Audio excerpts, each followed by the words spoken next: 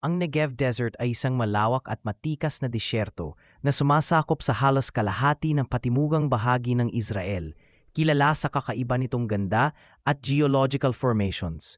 Bagamat tila tuyo, ang Negev ay tahanan ng natatanging wildlife na umaangkop sa matinding klima at mayroon ding mga makasaysayang guho ng mga sinaunang sibilisasyon tulad ng mga Nabatean. Ang pinakapaboritong atraksyon dito ay ang Maktesh Ramon, isang malaking natural na crater na tinatawag ding Israel's Grand Canyon na nag-aalok ng nakamamanghang tanawin at perpekto para sa hiking. Gayunpaman, ang paggalugad sa disyerto ay may kaakibat na panganib, kabilang ang matinding init lalo na sa tag-araw, na maaaring magdulot ng heat stroke at dehydration, ang biglaang pagbaha o flash floods sa panahon ng tag-ulan, at ang posibilidad na maligaw dahil sa malalawak at magkakatulad na tanawin. Kailangan ng maingat na pagpaplano at paghahanda upang lubos na masiguro ang kaligtasan habang tinatamasa ang kakaibang kagandahan at misteryo ng Negev.